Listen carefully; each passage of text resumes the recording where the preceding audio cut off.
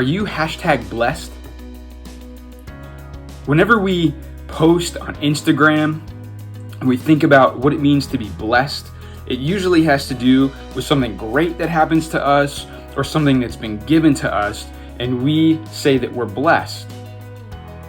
But what if I told you that to be blessed by God doesn't necessarily look like we think that it does? See, in Luke chapter 6, starting at verse 17, Jesus begins speaking to a group of people.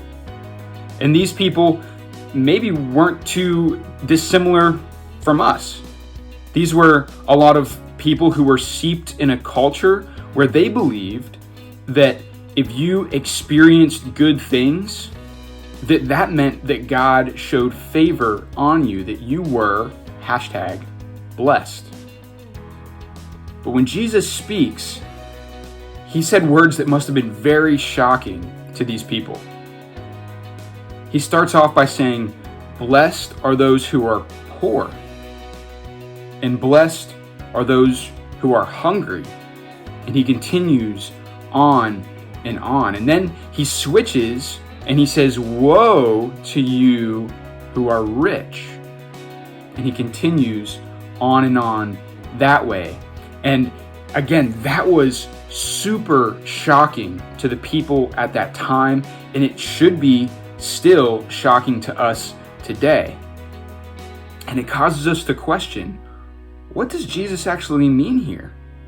What is he talking about? Why is he saying what he's saying?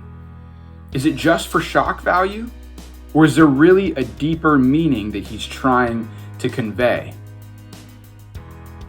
Perhaps there's a difference between being blessed or being favored by God and experiencing a blessing from God.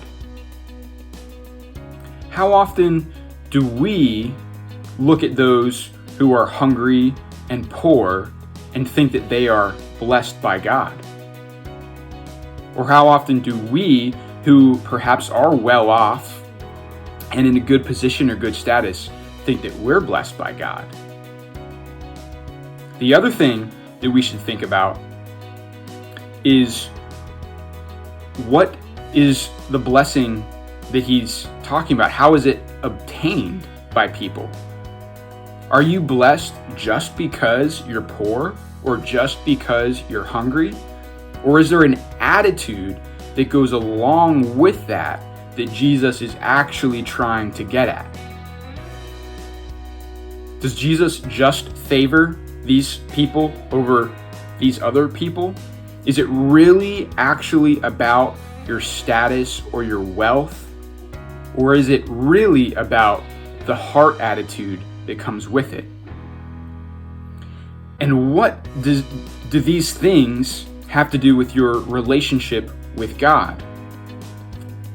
What will your relationship with God tend to look like if you're poor or hungry? And what would your relationship with God tend to look like if you were rich and wealthy and well-fed and comfortable?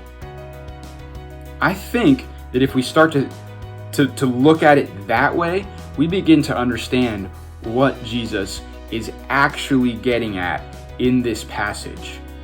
He wants to shift our thinking, and he wants us to know that a relationship with God and pursuing him is far greater and of far greater value than pursuing earthly wealth and earthly comfort. And so I hope as you read through this passage this week, and as we continue through the book of Luke, you will see that as one of the continuing themes for this gospel. It's that Jesus, God, they are looking for people who understand their brokenness, who understand their need, and that only God can satisfy them, far above anything that this world can offer. And we see the perfect example of that in who Jesus is. And so I hope as you continue, you will keep that in mind and that you will look to him and to his example on the cross, Jesus who gave up everything for the sake of his relationship with the Father and his love for us. He knew that there was great joy set before him in doing that. So I hope that's helpful for you guys. I'm looking forward to when we can all be back together soon. All right, take care.